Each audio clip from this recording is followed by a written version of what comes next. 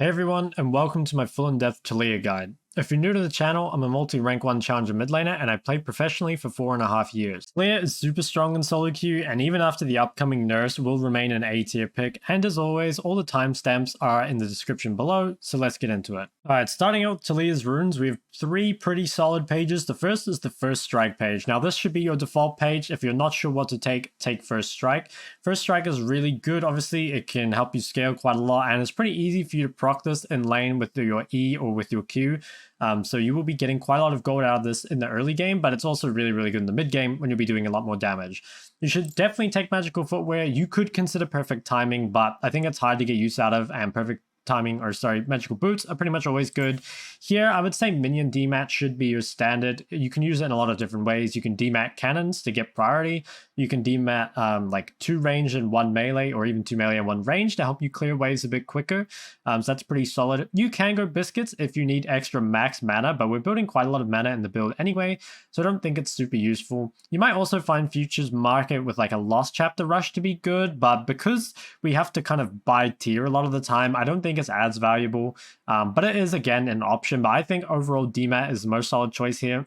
Cosmic or Time Warp Tonic is a choice you have to make. I think after the nerfs, Time Warp Tonic is not that valuable anymore, because we really wanted it for the movement speed against skill shot heavy matchups, but I think now Cosmic is just better a lot of the time. If you're in a really difficult matchup, potentially taking Corrupting Pot with Time Warp and probably with Spellbook would be the best, but I think overall, especially with the First Strike page, you're going to get more out of Cosmic. For your secondary runes, we should be going Sorcery, I'd say basically 100% of the time, and then it's really between, do you want Mana Flow Scorch for a stronger early game, or do you want Mana Flow Transcendence for stronger scaling? Personally, I think after the Scorch buff, Mana Flow Scorch does feel quite good in a lot of matchups, but there are also a lot of matchups where you just won't really be the one harassing on cooldown, so I think probably a good rule would be you can take Mana Flow Scorch versus a melee champion, and I would otherwise just take Mana Flow Transcendence versus a ranged champion. For your shards, attack speed, adaptive force, and then armor or MR depending on the matchup. I think attack speed is pretty necessary, helps with CSing a lot, and also it's like pretty good for just helping you push the wave in the early game before you actually before your spells start doing meaningful damage. Your second page is basically the same, except we'll be taking Spellbook instead. So this is what you should be taking in difficult matchups where you really need to survive. And if you do need to survive, most likely you're wanting to look for stuff like Biscuits, maybe even Time Warp, or still Cosmic, like depending on the matchup. But basically, it's pretty much going to be the same, except you'll be taking Spellbook instead. You might also find that you need, or you want Transcendence instead of Scorch. And if you were really looking to survive, like if you reverse some assassin, you could maybe take Bone Plating, and then like Overgrowth or something, but personally I think Spellbook will be enough with the defensive sum. So I think if you're in a difficult matchup, you can look for something like this and it'll be pretty solid. This is if you want the strongest early game possible. Personally, I'm not really a fan of this on Taliyah. I don't think it's really what Taliyah wants to do, and I don't think she's a strong enough laner to really justify taking it, but it is an option, and if you're going for it, you're going to want all the laning runes. You can even consider Absolute Focus over Transcendence if you really want. I still think Boots and Cosmic are probably the best here. It just helps you accelerate towards your items and probably gives you Ignite cooldown. But if you really want an even stronger early game, you could consider something like Cheap Shot for a little bit of extra true damage, and maybe the Eyeball Collection to help you snowball. Next, we have Taliyah's items. For your starting items, you have several choices. You've got the Doran's Ring with 2 potions, you've got Tear with 2 potions, and you also have Corrupting Pot. So the way I would probably do this, if you're in an easy matchup, I would start Tear with 2 potions, matchups where you're not likely to take much damage back, and where you're kind of just allowed to free farm and scale up. If you're in an even matchup, I would recommend starting Doran's Ring. This will give you a little bit of extra power and can often be the difference between winning or losing these matchups, and just generally makes you quite a bit stronger in those first few levels, which is Taliyah's weakest stage of the game. So having power in those areas feels really nice. If you're in a difficult matchup, you can start either Corrupting Pot or Doran's Ring depending on what you need. So if you're in a difficult poke matchup, stuff like Syndra or Victor, they're going to poke you a lot. You're going to want Corrupting Pot combined with Teleport for a lot of extra sustain. If you verse a difficult Assassin matchup or a difficult all-in matchup, you're going to want Doran's Ring with 2 potions, as this will give you extra max HP, make it harder for you to all-in, and also a lot of these Assassins do tend to have weak early games, so you can punish them a little bit harder in the laning phase. Taliyah's early buys, if you didn't take Magical Footwear for some reason, you should be picking up your your tier 1 boots pretty early in the game. And also, if you didn't start with a tier, you should be picking up a tier probably on your first base, as you need to get it stacking as soon as possible. Dark Seal is a really efficient item on just about every AP champion, and you should be trying to pick up one pretty early in the game. Also, Taliyah has a fair amount of self peel with her E and W, so you shouldn't be dying and losing your stacks too often, and it's just super efficient overall, so try and pick this up if you do have a good time to buy it. Lost Chapter is definitely the item you're aiming for in the early game. It gives you basically everything you need and will allow you to either start shoving in matchups or at least neutralizing matchups depending on how difficult the matchup is. And once you get Lost Chapter, you're pretty much a completely different champion, so you should be rushing towards this if you don't need any other item. The only defensive items really worth picking up in your early buys are Merc Treads and Seeker's Arm Guards. So Merc Treads are really good if you need both MR and Tenacity. If all you need is MR, it's probably just better to buy a Null Magic Mantle so that the Tenacity doesn't go to waste. One thing worth noting is that if you do need to buy Mercury Treads early, you probably need to give up Magical Boots, because otherwise you're going to be unable to buy your Merc Treads for a very long time. In that case, if you do want to keep the Magical Boots, you might just want to buy MR and take Cleanse or something instead. So there's a little bit of min-maxing you can do there, but basically Merc Treads exist as an MR/Tenacity option. Seeker's Arm Guard can be good for difficult AD matchups, especially ones where you're really going to get all in and you just need extra tankiness. That being said, you should be kind of careful when you buy it, because it is going to dig into your mana quite a bit, not being able to buy Lost Chapter or something early game. And also, if you play properly with your E and Spellbook with Exhaust, you should probably be able to survive even without armor.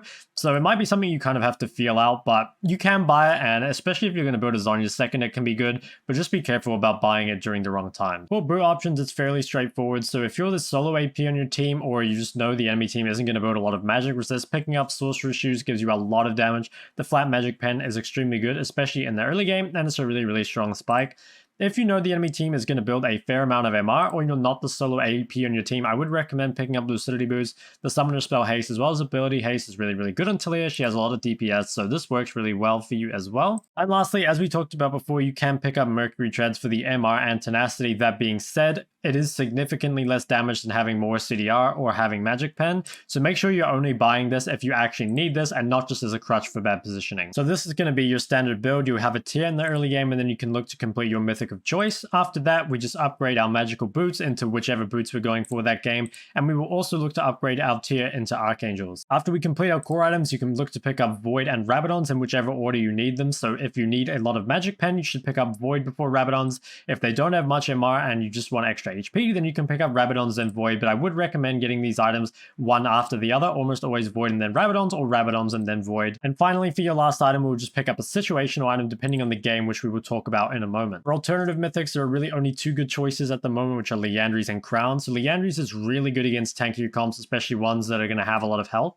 Something you can do is, if they do have a tankier team, you can swap out the Ludens for the Liandry's, and you can also swap out your Sorc Shoes for CDR boots, and this will give you a ton of sustained DPS, and is definitely the key to versing these tankier comps. You might also find that you do something like Liandry, CDR boots, upgrade the tier, and then go Void, and that'll give you a ton of max HP damage. It'll give you a lot of CDR and mana for extended fights, and also the Magic Pen for taking down tanks. Crown is another item that you can pick up if you really feel in danger, if you're against a ton of dive or a ton of assassins. That being said, Crown is significantly lower damage than Liandry's or Ludens, so you should try avoid going this a lot of the time, and it's almost always better to pick up a damage mythic and then go a defensive second item like Zhonya's or something than it is to go Crown and then just continue with your damage build. So personally, I don't value Crown that highly, and I think most of the time you can just take stuff like Spellbook with a defensive sum or certain situational items, which we're about to talk about, to kind of make up for it. But if you really feel like you just can't survive without Crown, then it's fine to pick that up. Situational items. So starting off with Medjai's, obviously this is just really good on AP champs as a whole, but it's pretty good on Taliyah because the movement speed is really valuable. Obviously the AP is quite nice as well,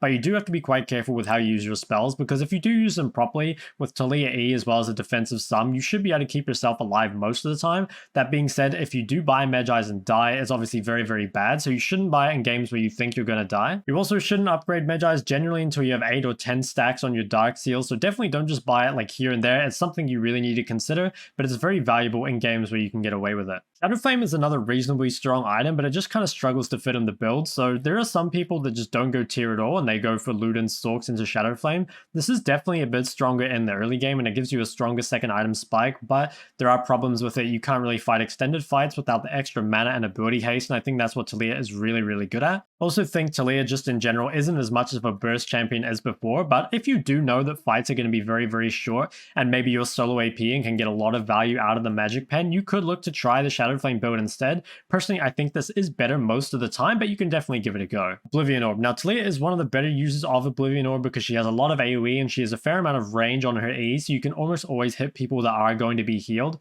That being said, it is significantly lower damage than other options, so you should only be buying it if you really, really need healing cut and you don't just do significantly more by buying damage items. Also, I would almost never upgrade this into Morello. You're just going to get way more out of other items, so it does remain a very situational item. It can get some use sometimes, but it's definitely overrated as a whole. Next up are your defensive items, so we have Zhonya's and Banshees. Now, there's a couple different times you can pick this up. I would say if you do need these items, most likely you're slotting them in somewhere here, so you might go something like Luden-Stalked Zhonya's Archangels, or you could even go Luden-Stalked Archangels Zhonya's, but the thing is, it does hurt your damage quite a bit. You will be delaying items like Rabadons and Void pretty significantly, so you have to be very sure that you're going to get value out of these items because it's going to significantly lower your damage. Although, if it is a really good game for these, they do get a ton of value. They can make you virtually unkillable and completely neutralize enemy champs, so it's just really important that when you do buy these, you're not just buying them as some kind of knee-jerk reaction, and you really do look and see like, can I play the game without these items? Because if you can,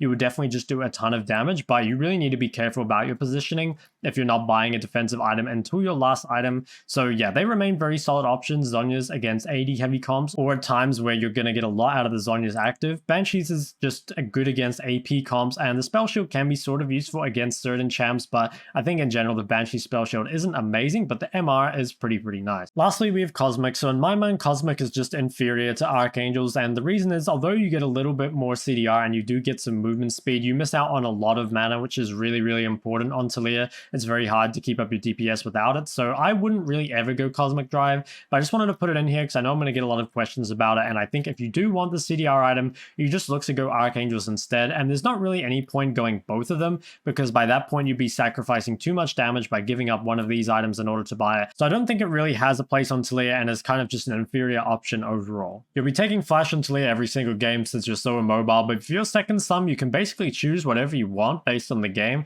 So Teleport can be really good in hard matchups to help you survive. It allows you to keep up in CS even when you're getting poked out a lot. Exhaust or Barrier or Heal all can be really solid options against Assassin matchups or champions that you know are going to dive on you later in the game. Cleanse can be really useful if they have a lot of CC, especially if it's CC in the enemy mid jungle, so that you can avoid dying to these ganks.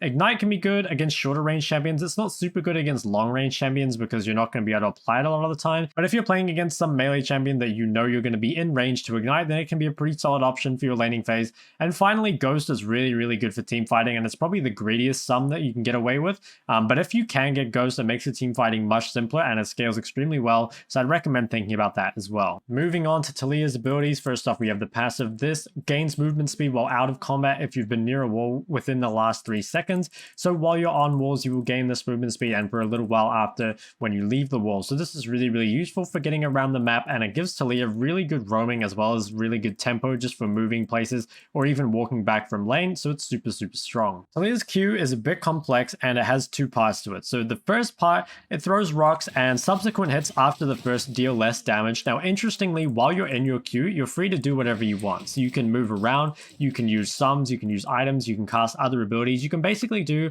whatever you want while you're in your Q, and that's going to be pretty important as we'll explain in the combo section. The second part of Taliyah's Q is that it creates worked ground in the area that you cast your Q from, and what this does is while you're on worked ground, your Q changes instead to a boulder, which costs very little mana, does a lot of damage, and slows your target. This makes it extremely useful to be casting boulders from your worked ground because it's going to cost you basically nothing, and it does a huge amount of damage if you can hit it, so always keep that in mind. Taliyah's W is a circular skill shot which knocks enemies in a chosen direction. Now this ability is actually quite unique. It's not an ability that you just tap, and it's actually an ability that you have to hold. So I know a lot of people find this kind of weird to use.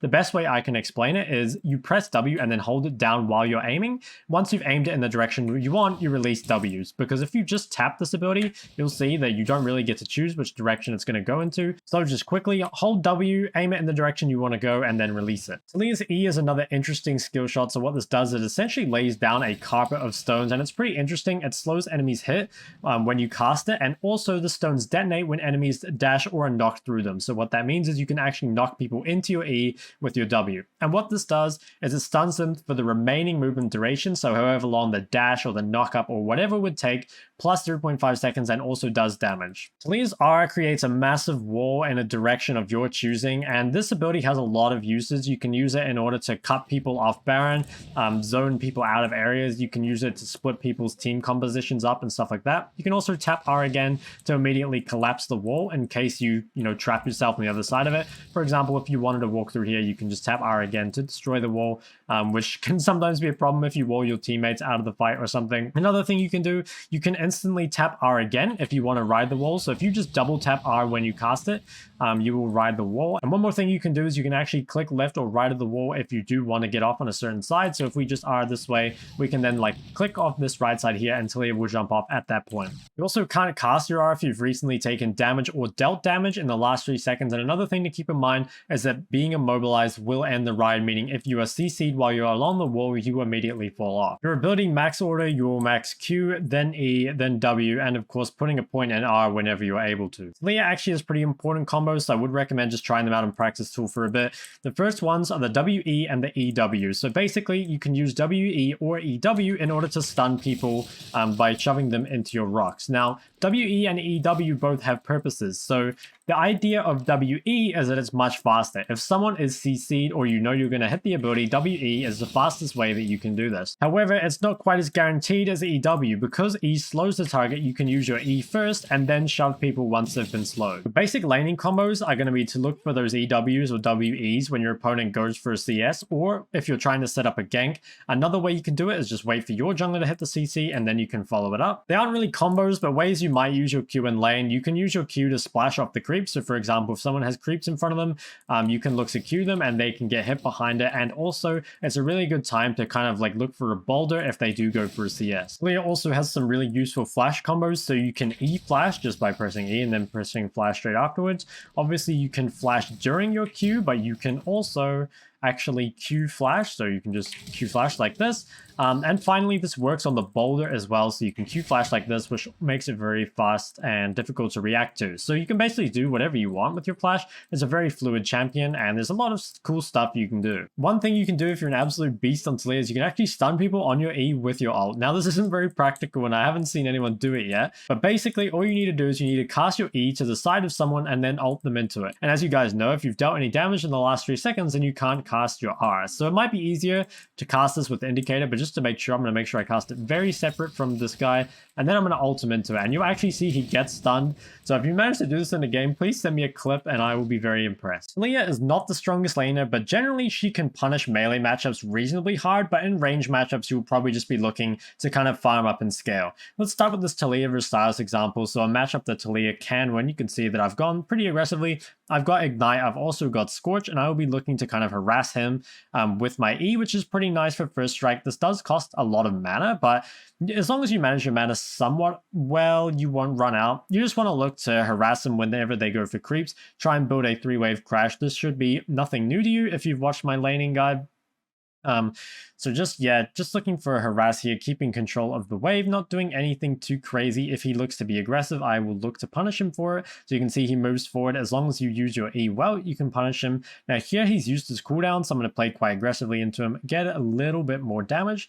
So yeah, this is basically what you can do in most melee matchups early. There aren't too many that really punish you that hard, so you can look to play very aggressively, and you can see also looking to use that worked ground. That's very important because it's super cheap and does a ton of damage, so really look for that. Place a ward, because I'm going to be playing quite aggressively. I can see he's used cooldowns again, so I look to play quite aggressively on these creeps, deal a fair amount of damage to him again. So yeah, it's a pretty simple gameplay pattern. You're not really doing anything crazy, just trying to make it really difficult for them to CS. Most of these melee champions, they're quite weak in the early game, but after level 6, or especially as they get like a first item spike or something like that, rather a first base spike, something like a revolver, like in Akali's case, something like that, they can become quite difficult to lane against. So you really want to try and make sure that you've built up a fairly significant lead against them early on. And you can see almost get a solo kill here, get a lot of damage on him. Was actually thinking about matching the flash here, but decided not to go for it. Probably would have been a kill, but I'm actually not too sure. But either way, like, we've really achieved what we want here. We've like chunked him completely out of the lane, and I actually think he tried to stay around. He was very greedy here. So if your opponent does this, obviously you can just like look to shove them off the wave, make it very difficult for them to get CS. Oftentimes they actually lose more by staying in the wave like this. And you can use your E to cancel bases because it's so long range. So pretty much the Taliyah versus melee matchups in the early game, you can harass a lot when they go for creeps. Look to poke them with your E, look to poke them with your Q, put in some orders. Just be careful how you use your E, because if you play too aggressively without your E, you can definitely be traded on. You might find laning against assassin melees a bit more difficult, but I think as long as you use your E well and you take a defensive stun like exhaust or barrier or something like that, you shouldn't have too much trouble. You'll see that a lot of these champs, they do have a lot of trouble if you control your wave in the correct way. You can see with the wave on my side, Kiana has difficulty going on me, and as long as I use my E correctly, it's very difficult for her to trade, and Taliyah in general is a lot of these mobility champions' worst nightmare. But also I want to reiterate that your wave control is very, very important. It's very difficult for people, especially melee assassins, to chase you down and all in you if your wave is on this side of the lane. If you're pushed up in the lane and you ever waste a cooldown, there's a very high chance you will get all in. After level 6 in these matchups, you do need to be very careful, and I would not recommend fighting 1v1 unless you have stuff like exhaust up, unless you've got a significant lead over your opponent anyway, because it's very easy for a lot of these champions to all in you once they've got like their ult and once they've got a bit of damage. That being said, most of them do get outscaled very, very hard by Taliyah. So if they make a mistake, you can still look to punish them, but generally you should be quite careful in these sorts of matchups at this point in the game. Range matchups are normally pretty difficult to Taliyah, especially the ones that are strong in lane. That being said, Taliyah is really good at neutralizing lanes because eventually she gets enough wave clear that she can just kind of delete waves and not really care anymore. In the early game though, you do have to kind of be quite defensive with your laning. You need to play to dodge a lot of skill shots. You probably want to use your ability somewhat defensively unless your opponent doesn't have enough wave clear to really match you. So I'll show you a Syndra versus Taliyah example. Against champs like Syndra, Victor, Ori, Taliyah does kind of suffer in the early game. So you're going to have to be really active with your movement, and you're just going to have to try and play to your opponent's tune a bit. You will generally outscale, not always. But it's a lot easier for you to have impact in fights, although they normally outscale you damage-wise, but it's really easy for you to have impact, and a lot of these champions can die very easily if they get caught out by you in a fight. So you can see here, I'm just kind of doing my best to push in this wave to him while dodging and kind of like matching skill shots. Obviously, you can't push every wave because if you're against like a very heavy ganking jungler, you could run the risk of getting ganked if you push up too aggressively. But because your abilities are quite cheap, especially your Q, you can actually push a lot of the wave and kind of force your opponent to spend time like trying to match the wave rather than actually harassing you. But of course, keeping your HP high is really, really important as well. You can consider like corrupting pot with TP in these matchups if you want. I don't think Time Warp is that good after the nerf, as I think I mentioned before, but I think corrupting pot TP is still really good. It depends how greedy you want to be. If you think you can kind of get away with something like Ghost in these matchups, obviously it scales a lot better than TP, but TP does make your early game significantly easier. You do have really good gank setup, and there aren't that many immobile mages that can kind of survive ganks. You can see that he's just like forced to flash here. So this is going to be kind of your goal in most of these lanes. It's going to be in the early game, trade somewhat defensively, try and focus on dodging abilities as much as possible, corrupting pot with TP if you really need it, and look to set up ganks when you can. There are some particularly weak early game champions like Corki or Veigar that you might be able to bully. So just because it's a range matchup doesn't mean you can never win. And there are actually a lot of range matchups that you can win.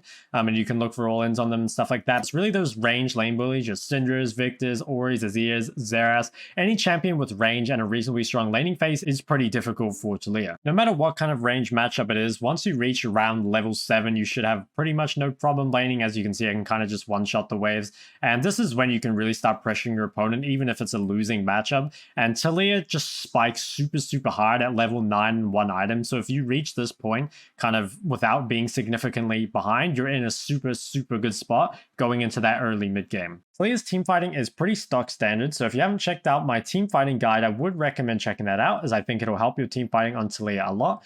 But Taliyah used to be a burst mage, and now she's more of a backline DPS mage like most of the other mages. So what that means is you need to play behind your team, making sure not to position too aggressively and just deal as much damage as you can without putting yourself in danger, essentially. Things to keep in mind that can help you with this are to think about like what the enemy threats are and also who the most valuable enemy targets are for you to kill. So in this team fight example as Taliyah, I'm very fed, but my team is not. We're actually pretty even with the enemy team, even slightly behind in gold at this time, I think, because they've gotten more towers than us.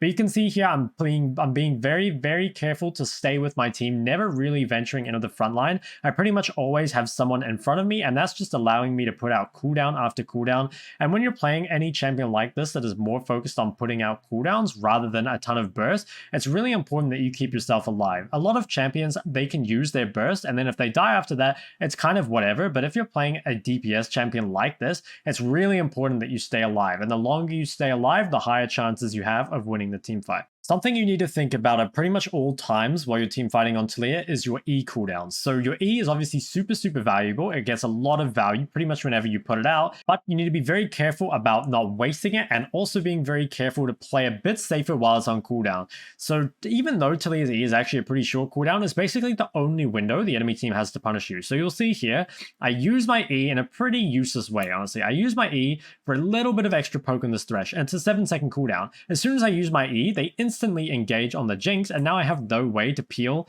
this Camille, to peel this Evelyn, or anything like that. So we just die for this, even though we're really, really ahead. If you're going to think about one thing when you're team fighting in Taliyah, please be really mindful about how you use your E. It's by far your most important ability, and you absolutely have to get it right. Taliyah's matchups are fairly straightforward. Against champions that are melee or short range, or just champions that are weak in the early game in general, you will normally have a very easy time. You can scale up very well against these champions, and in team fights and in the mid game, you should have no trouble really making their life difficult. The champions that tend to make Taliyah's life different are the ones that have a lot of range, have very strong 1v1 power, or have a lot of gank setup. There are also certain champions that can jump on you a bit too easily, but if you do take the right runes, you take Spellbook with a defensive summoner and build a defensive item, normally you can neutralize it. I think Taliyah overall is a really strong blind still. She has a lot of options with her itemization and her runes in order to neutralize these matchups, and eventually she gets enough wave clear that she's just going to be completely fine. On top of that, she's a champion that scales very well, so she's not reliant on early game snowballing in order to be useful in the mid to late game. There are also a couple of champions missing off this list, which are Vex and Akshan. I think Vex is really, really good for Taliyah. She's similarly weak in the early game to you. You do very well against her in team fights. Akshan is pretty strong in the early game, so you do have to be a bit careful. But again, in those team fights, you make his life impossible. So guys, that is going to be it for my Taliyah guide. Hopefully you did learn a thing or two. If you're worried about the upcoming Taliyah nerfs, honestly, I wouldn't be. I think the nerfs are pretty minor and the champion is going to remain very, very strong. If you do have any questions, please leave them below. And if you did like the video, go ahead and like and subscribe, and I'll see you guys next time.